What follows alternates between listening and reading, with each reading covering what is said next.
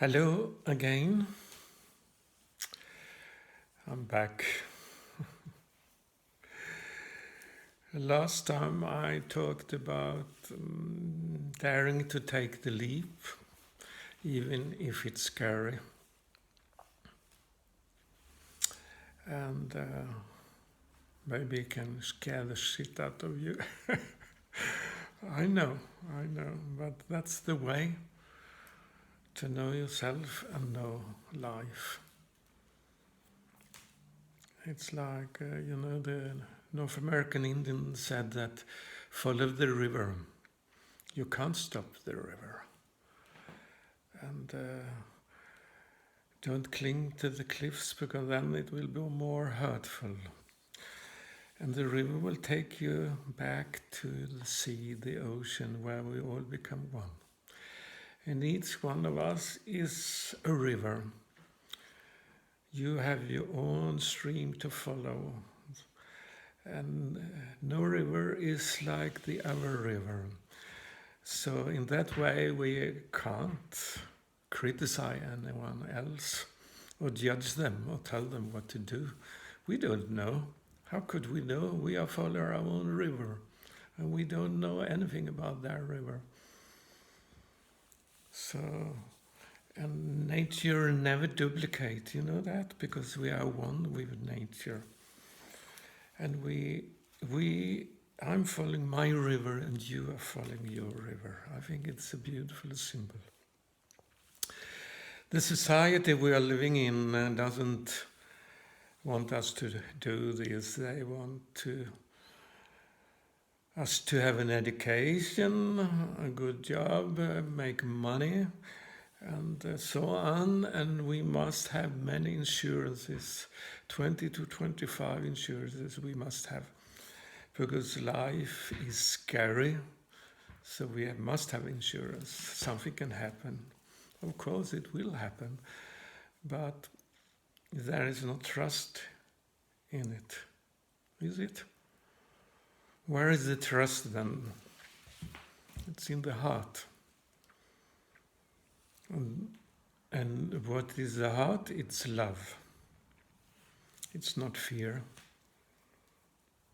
The first thing that is created in the fetus, in the mother's womb, it's the heart. You can see that on picture they have taken. It's the heart that starts beating, that's the first. And we are dead when the heart stops to beat. So the heart is the main thing, and the heart is about love. It's not about fear. So if you can trust your heart, you don't have to fear. In that way. But the world is full of fear now, and it's like ruling us and keep us asleep. And it's been for so many thousands of years, this fear, war and terror and dictatorship and tyranny. Yeah, we know it all, the history. And the heart has been almost disappeared. No, it hasn't disappeared, of course, but it's in the background, has been. But now it's time for it to come in the foreground. Because we can't go further now. Can we? No, we can't do that. I will share something that, for me, is I don't need any insurance from the society. It's happened many years ago. I was living in Copenhagen in a collective, and with my friends, we were 5 in the house, and every evening before I went to sleep, I used to read. And this night I'm going to share, I read. But I did something strange this evening. I drew up my t-shirt and I took my ink pen and I wrote with big letters here on my chest, God protects me. Then I pulled down my t-shirt and turned out the light and went to sleep. This sentence didn't come from my mind or my intellect. And I was not questioning myself why I did write this on my chest. Strange, isn't it? Very, very strange. Next day I woke up in the morning by the alarm clock. I dressed and went to the kitchen for breakfast and said hello to my friends. And then I went in the December morning. It was dark and snowing, I think, wet snow. I went to the train to take a train to the other side of Copenhagen. And there, a working friend of me was waiting, picked me up in his car to take me to the working place we were working in. We were driving on these throughways that's quite a high speed, 90 kilometers an hour. And after some time, he was going to take a turn to the left, and he was not attentive.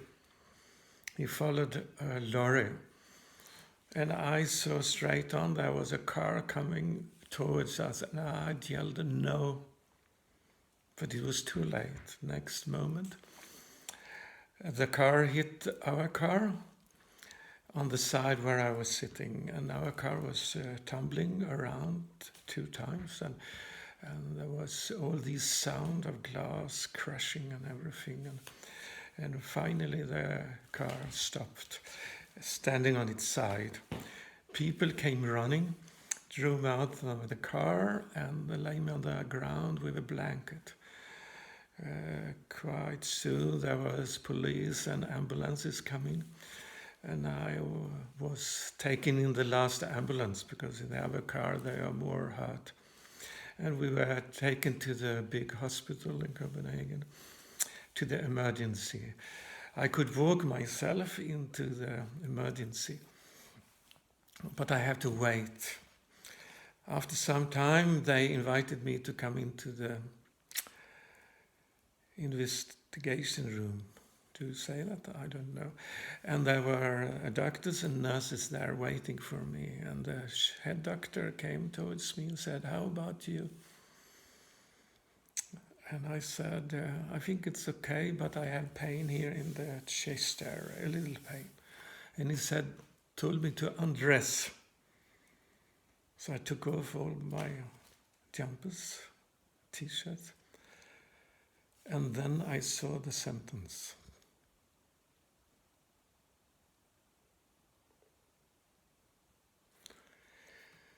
God perceives me, protects me. And the letters were so big, so it became silent in the room because the doctor and nurses saw the letters, the sentence. Finally, the doctor came towards me and he investigated my chest, and then he said, "Nothing is broken. You are lucky. You can go home."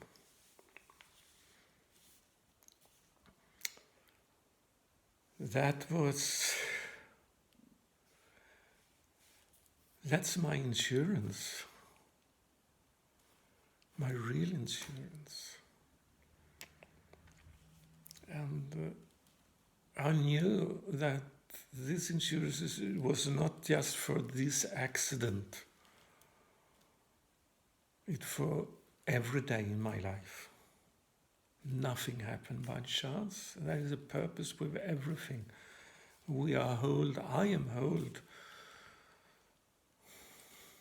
And the window to the greater world open again. It's always been open, but it was opening so strong with such light.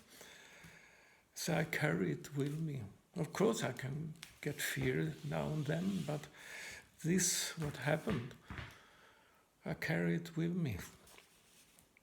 I have my time here to do what I'm supposed to do, and you have that too. And I want to share this You don't have this experience, of course. You have your own experience, but you follow your river. But the river will take you home. And you have to dare to follow the river. Don't cling to the rocks. Because the river will take you, either you want or not, to your home. And we are in this sequence in humanity's life now, where many, many, many, all the rivers will go into the ocean, and we will meet there, and we will start to remember who we are, and awake from our dream of illusion. So you can see I have a very great insurance. It's not only me, you have it too. Thank you. Thank you, thank you, thank you. Till next time, bye.